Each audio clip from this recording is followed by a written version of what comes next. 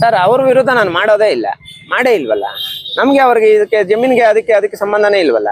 ಮತ್ತೆ ನಿಮ್ಮ ಮೇಲೆ ಏನಕ್ಕೋಸ್ಕರ ಆಗಿದೆ? ಈ ಕಂದಾಯ ಇಲಾಖೆಗೂ ಸಂಬಂಧ ಇಲ್ಲ, ಅದೇ ಏನ್ ಡಿಫ್ರೆನ್ಸ್ ಅಂತ ಗೊತ್ತಾಗ್ತಾ ಇಲ್ಲ ಸರ್.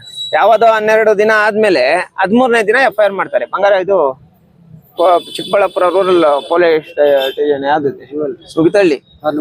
ಆ ಸರ್ವೇಯರ್ಸ್ ಬಂದಿದ್ದ ದಿನ ಸರ್ವೇಯರ್ಸ್ ಹತ್ರ ಗಲಾಟೆಗಳು ನಡೆದೈತೆ ಅಂತ ಹೇಳ್ಬಿಟ್ಟು FIR ಮಾಡ್ತಾರೆ. ಸರ್ವೆ ದಿನ ನಾನು ಜಾಗದಲ್ಲೇ ಇಲ್ಲ, ಇದೀನಪ್ಪ ನುಗ್ತಳ್ಳಿ ಅವರು ಜಾಗದಲ್ಲೇ ಇಲ್ಲ. ಅದು ಯಾವ ತರ ಏನ್ ಮಾಡಿದಾರೆ ಅಂತ ಗೊತ್ತಿಲ್ಲ ಸರ್. ಇರ್ಲಿ, ಒಳ್ಳೇದಾಗ್ಲಿ. ಕಾನೂನಾತ್ಮಕವಾಗಿ ಎಲ್ಲದನ್ನು ಫೇಸ್ ಮಾಡೋಣ ಸರ್. ಹಿಂದಕ್ಕೆ ಹೋಗಿ ಓಡಾಗುವಂತದ್ದು ಬೇಡ. ಈಗ ಎಲ್ಲಾ ತರ ಕೇಸುಗಳು ನೋಡ್ಕೊಂಡ್ ಬಂದಿದೀವಿ, ಅರೆಸ್ಟ್ಗಳು, ಜೈಲುಗಳು ಎಲ್ಲದನ್ನು ನೋಡ್ಕೊಂಡ್ ಬಂದಿದೀವಿ. ಸಮಾಜದಲ್ಲಿ ಶಾಂತಿಯುತ ಕದಡ ಅಂತ ಕೆಲಸ ನಾನು ಮಾಡ್ತಾ ಇಲ್ಲ. ಹಂಗಾಗಿ ಶಾಂತಿಯುತವಾಗಿ ನಮ್ಮವ್ರ ಜಮೀನುಗಳನ್ನೆಲ್ಲ ಕಿತ್ಕೊಂಡ್ಬಿಟ್ರೆ ಹೋರಾಟ ಮಾಡೋದು ಕೂಡ ನಮ್ ರೈಟ್ಸ್ ಅಲ್ವಾ? ಅದ್ರ ಪ್ರಕಾರ ಹೋರಾಟ ಮಾಡ್ತಾ ಇದೀವಿ ಸರ್. ಅಲ್ಲ, ನಿಮ್ಮ ಹೋರಾಟಕ್ಕೆ ಅಣ್ಣ ಅವರು ತರದಿಲ್ಲ, ಏನಿಲ್ಲ ಅಣ್ಣ. ಈಗ ಚಿಕ್ಕಬಳ್ಳಾಪುರ ಇಲ್ಲಿ ಬಂದು ತಾಲೂಕ್ ಆಫೀಸ್ ಮುಂದೆ ಹೋರಾಟ ಮಾಡುವಾಗ ಮಾಡಬಾರ್ದು, ಸಂದೇಶ ಬರಬಾರ್ದು ಅಂತ ಹೇಳ್ಬಿಟ್ಟು ಹೇಳಿದ್ರು. ಅವ್ರಿಗೆ ಗೌರವ ಕೊಟ್ಕೊಂಡು ಬರ್ದಿರ ಇದ್ದೋದೆ. ನೆಕ್ಸ್ಟ್ ಬಾಗೇಪಲ್ಲಿಯಲ್ಲಿ ನಡೆಯುವಂತ ಹೋರಾಟ ಮಾಡೇ ಮಾಡ್ತೀವಿ. ಈಗ ಹೋರಾಟ ಮಾಡಿದ್ರೆ ಕೇಸ್ ಹಾಕ್ತಾರಂದ್ರೆ ಹಾಕ್ಲಿ ಸರ್, ತೊಂದರೆ ಇಲ್ಲ. ಅಲ್ಲ, ಇದ್ರ ಹಿಂದೆ ಏನಾದ್ರು ಷಡ್ಯಂತ್ರ ನಡೀತಿದ್ಯಾ? ಜಾಸ್ತಿ ನಡೀತಾ ಇರುತ್ತಲ್ಲ ಸರ್.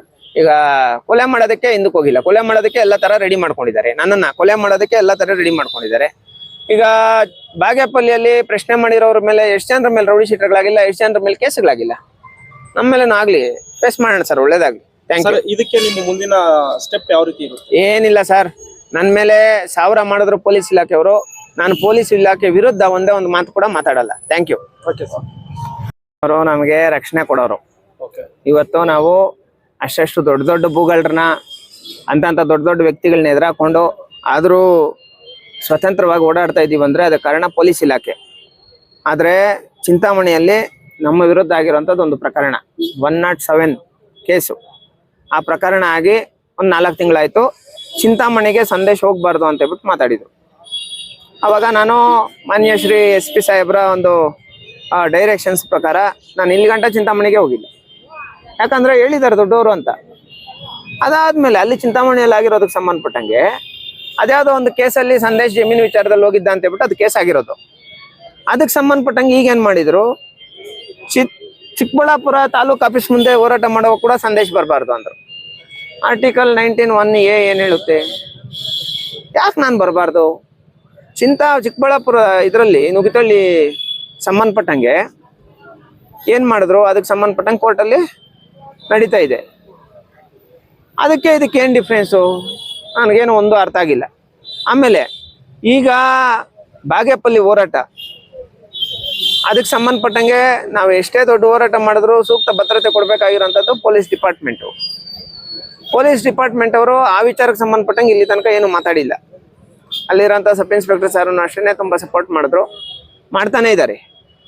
ಆದರೆ ಎಲ್ಲ ಒಂದು ಕಡೆ ಚಿಕ್ಕಬಳ್ಳಾಪುರ ಜಿಲ್ಲೆಗೆ ಸಂದೇಶ ಬರಬಾರ್ದು ಅಂತೇಳ್ಬಿಟ್ಟು ಒಂದಷ್ಟು ಕೆಲ ಪೊಲೀಸ್ ಅಧಿಕಾರಿಗಳು ಮಾತಾಡ್ತಾ ಇರೋಂಥದ್ದು ಯಾವ ಥರ ನಡೀತಾ ಇದೆ, ಇದರಿಂದ ಏನು ನಡೀತಾ ಇದೆ ಅನ್ನೋದು ಸ್ವಲ್ಪ ಕನ್ಫ್ಯೂಸ್ ಸರ್.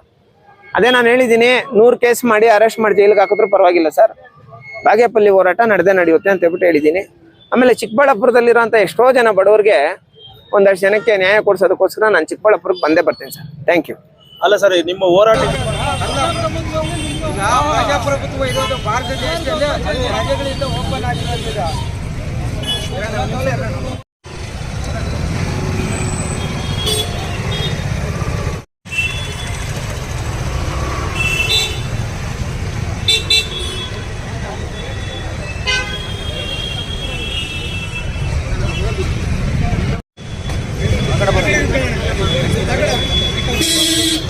ಬಿಟ್ಕೊಡಿ ಅವ್ರಿಗೆ.